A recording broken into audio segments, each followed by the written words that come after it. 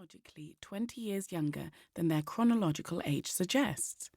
Swimming can have positive effects on age markers such as blood pressure, cardiovascular performance, the central nervous system, cognitive functioning, muscle mass, and blood chemistry.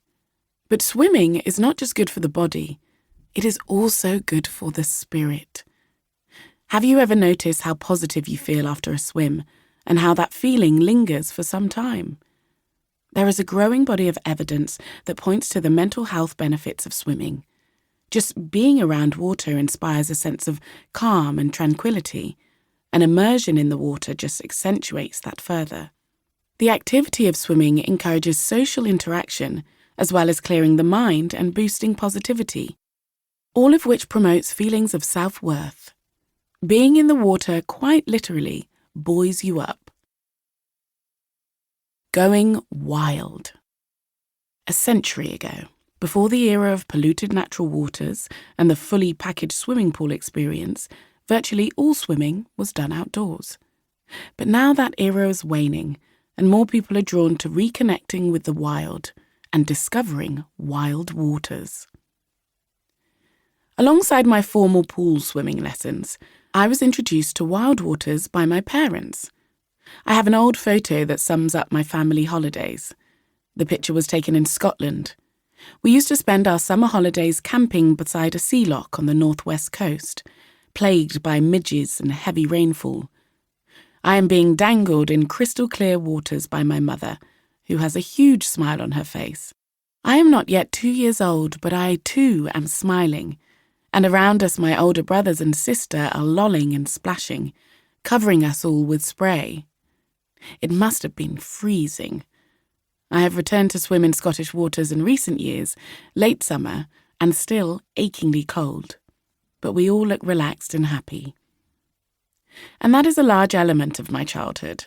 Looked at through the lens of my adult life, it is measured in the water bodies we used to frequent.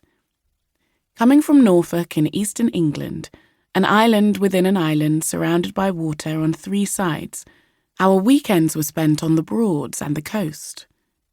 Easters were spent in my aunt's hotel on Exmoor, fishing and playing in the rivers. Summers were alongside the sea lochs of Scotland. Later, the lakes of Sweden. And then moving on to the water-based wilderness of the Lake District and the rivers and coasts of France. It is no surprise, then, that I went on to study marine biology and freshwater ecology, working and travelling globally, and immersing myself in water at every possible opportunity. New waters are always flowing. Whether back home in landlocked Surrey or off on my travels, I still love swimming. I love swimming anywhere in the world, but once you push away from the wall in a pool, they are all fairly similar. Like a McDonald's, a swimming pool swim is much the same in Brisbane, Bangalore, Beijing and Brighton. The memories from the pool merge into one.